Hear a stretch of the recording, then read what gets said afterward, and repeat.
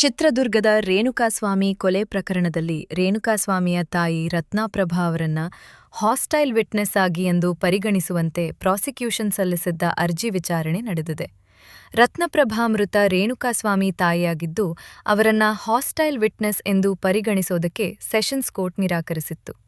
Sessions court ಆದೇಶ ಪ್ರಶ್ನಿಸಿ prosecution ಹೈಕೋರ್ಟ್ಗೆ ಅರ್ಜಿ ಸಲ್ಲಿಸಿದ್ದು, ಹೈಕೋರ್ಟ್ ಏಕಸದಸ್ಯ ಪೀಠದಲ್ಲಿ ವಿಚಾರಣೆ ಇಂದು ನಡೆದಿದೆ.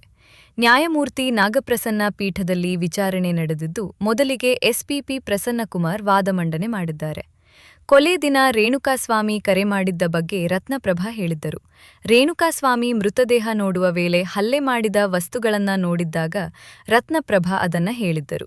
11 ಜೂನ್ 2024ರಂದು ರತ್ನಪ್ರಭಾ ಹಲ್ಲೆ ವಸ್ತುಗಳನ್ನ ನೋಡಿದ್ದಾಗಿ ಹೇಳಿದ್ದಾರೆ. ಆದರೆ ಹಲ್ಲೆ ವಸ್ತುಗಳನ್ನ 12ನೇ ಜೂನ್ 2024ರಂದು ಸೀಸ್ ಮಾಡಲಾಗಿದೆ. ಈ ವಿಚಾರಗಳಿಂದ ರತ್ನಪ್ರಭಾ ಮೃತ ರೇಣುಕಾಸ್ವಾಮಿ ತಾಯಿಯಾಗಿದ್ದು, ಅವರನ್ನ ಹಾಸ್ಟೈಲ್ ವಿಟ್ನೆಸ್ ಎಂದು ಪರಿಗಣಿಸೋದಕ್ಕೆ ಸೆಷನ್ಸ್ ಕೋರ್ಟ್ ನಿರಾಕರಿಸಿತ್ತು.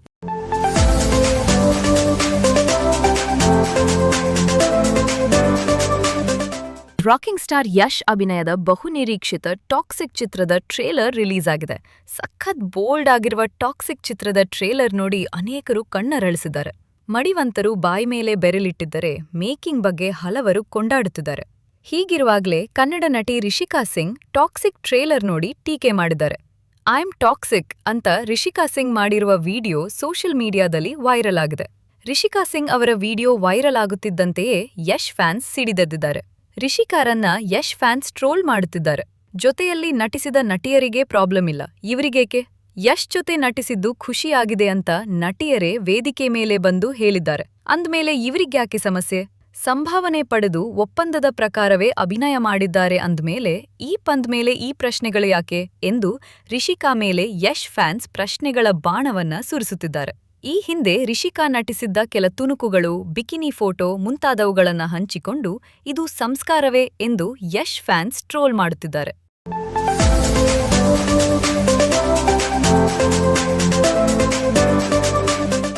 ಸತತ 4.5 ವರ್ಷಗಳ ಗ್ಯಾಪ್ ನಂತರ ಟಾಕ್ಸಿಕ್ ಮೂಲಕ ರಾಕಿಂಗ್ ಸ್ಟಾರ್ ಯಶ್ ಚಿತ್ರಪ್ರೇಮಿಗಳನ್ನು ತೆರೆ ಮೇಲೆ ರಂಜಿಸಲು ಬರುತ್ತಿದ್ದಾರೆ.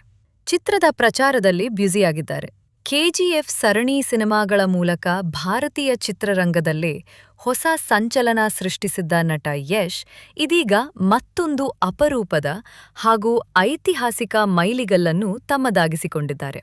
ದೇಶದ ಅತ್ಯಂತ ಪ್ರಸಿದ್ಧ ಹಾಗೂ ದೀರ್ಘಾವಧಿಯ ಟಿವಿ ಟಾಕ್ ಶೋ ಎಂದೇ ಪ್ರಖ್ಯಾತಿ ಪಡೆದಿರುವ ಆಪ್ ಕಿ ಅದಾಲತ್ ಕಾರ್ಯಕ್ರಮದಲ್ಲಿ ಭಾಗವಹಿಸುವ ಮೂಲಕ ಹಾಟ್ ಸೀಟ್ನಲ್ಲಿ ಕೂತ ಮೊಟ್ಟಮೊದಲ ಕನ್ನಡಿಗ ಎಂಬ ಹೆಗ್ಗಳಿಕೆಗೆ ಪಾತ್ರರಾಗಿದ್ದಾರೆ.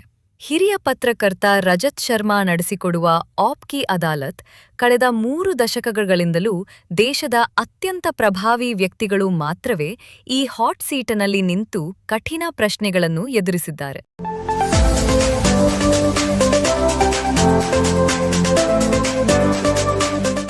ಗೀತಾ ಪಿಕ್ಚರ್ಸ್ ಫಾರ್ ಆನಂದ್ ಚಿತ್ರದ ಪ್ರಾಜೆಕ್ಟ್ ಪ್ರಾರಂಭಿಸಲು ಸಿದ್ಧತೆ ನಡೆಸುತ್ತದೆ. ಶ್ರೀನಿ ನಿರ್ದೇಶನದ ಫಾರ್ ಆನಂದ್ ಸಿನಿಮಾವನ್ನು ಇನ್ನಷ್ಟು ವಿಶೇಷವಾಗಿಸಲು ಹೆಚ್ಚುವರಿ ಪ್ರಯತ್ನ ಮಾಡುತ್ತಿರುವಂತೆ ತೋರುತ್ತಿದೆ. ಮೂಲಗಳ ಪ್ರಕಾರ ಚಿತ್ರದಲ್ಲಿ ಪ್ರಮುಖ ಪಾತ್ರಕ್ಕಾಗಿ ಮಾಧುರಿ ದೀಕ್ಷಿತ್ ಅವರನ್ನು ಸಂಪರ್ಕಿಸಿದ್ದಾರೆ ಎನ್ನಲಾಗಿದೆ. ಚರ್ಚೆಗಳು ಸದ್ದಿಲ್ಲದೆ ನಡೆಯುತ್ತಿವೆ, ಆದರೆ ಇನ್ನೂ ಅಧಿಕೃತವಾಗಿ ದೃಢೀಕರಿಸಿಲ್ಲ. ಚಿತ್ರದ ತಾರಾಗಣವನ್ನು ಗೌಪ್ಯವಾಗಿಡಲಾಗಿದೆ. ಮಾತುಕತೆಗಳು ಕಾರ್ಯರೂಪಕ್ಕೆ ಬಂದರೆ ಫಾರ್ ಆನಂದ್ ಶಿವರಾಜ್ಕುಮಾರ್ ಮತ್ತು ಮಾಧುರಿ ದೀಕ್ಷಿತ್ ನಡುವಿನ ಮೊದಲ ತೆರೆಯ ಮೇಲಿನ ಸಹಯೋಗವಾಗಲಿದೆ. ತಲೆಮಾರುಗಳಿಂದ ನಿರಂತರ ಜನಪ್ರಿಯತೆಯನ್ನು ಅನುಭವಿಸಿರುವ ಇಬ್ಬರು ತಾರೆಯರನ್ನು ಒಟ್ಟುಗೂಡಿಸುತ್ತದೆ. ಮಾಧುರಿ ದೀಕ್ಷಿತ್ ದಕ್ಷಿಣದಾದ್ಯಂತ ಚಲನಚಿತ್ರ ನಿರ್ಮಾಪಕರಿಂದ ಹಲವು ಆಫರ್ಗಳನ್ನು ಪಡೆದಿದ್ದಾರೆ. ಆದರೆ ಯಾರ ಸಿನಿಮಾದಲ್ಲಿಯೂ ಆಕೆ ಇನ್ನೂ ನಟಿಸಿಲ್ಲ. ಬಾಲಿವುಡ್ ಐಕಾನ್ ಅನ್ನು ಕನ್ನಡ ಚಿತ್ರರಂಗಕ್ಕೆ ತರುವಲ್ಲಿ ಶ್ರೀನಿ ಯಶಸ್ವಿಯಾಗುತ್ತಾರೆಯೇ ಎಂದು ಈಗ ನೋಡಬೇಕಾಗಿದೆ.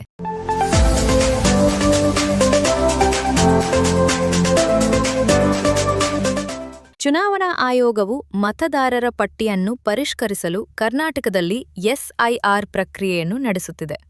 ರಾಜ್ಯದಾದ್ಯಂತ ಪ್ರಕ್ರಿಯೆ ಜಾರಿಯಲ್ಲಿದ್ದು, ಅಕ್ರಮ, ಗೊಂದಲಭರಿತ ಮತದಾರರ ಹೆಸರನ್ನು ಪಟ್ಟಿಯಿಂದ ಡಿಲೀಟ್ ಮಾಡಲಾಗಿದೆ. ಬೆಂಗಳೂರಿನಲ್ಲಿ ಸುಮಾರು 65 ಲಕ್ಷ ಮತದಾರರ ಹೆಸರು ಪಟ್ಟಿಯಿಂದ ಡಿಲೀಟ್ ಆಗಿದೆ.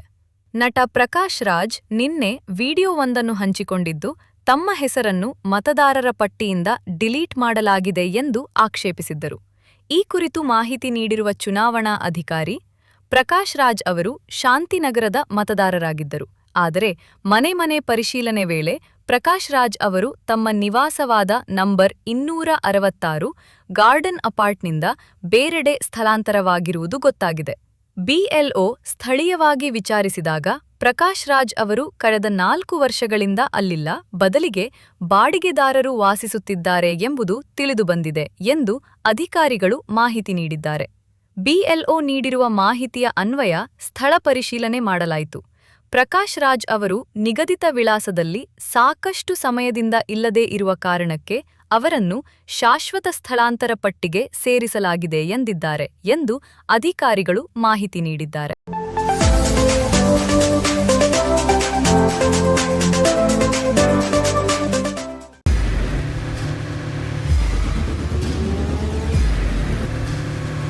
ಪ್ರಜಾಮಾರ್ಗ ನ್ಯೂಸ್, ಇದು ಜನಸಾಮಾನ್ಯರ ಧ್ವನಿ. ನಮಸ್ಕಾರ. ನೀವು ನೋಡ್ತಾ ಇದ್ದೀರಾ ಪ್ರಜಾಮಾರ್ಗ ನ್ಯೂಸ್. ರಾಷ್ಟ್ರದ ರಾಜ್ಯದ ರಾಜಕೀಯದ ಬಗ್ಗೆ ಹೆಚ್ಚಿನ ಸಿನಿಮಾ ಅಪ್ಡೇಟ್ಗಳಿಗಾಗಿ ಫಸ್ಟ್ ಲೈಕ್ ಮಾಡಿ, ಸಬ್ಸ್ಕ್ರೈಬ್ ಆಗಿ, ಹಾಗೆ ಫಾಲೋ ಕೂಡ ಮಾಡಬೇಕು.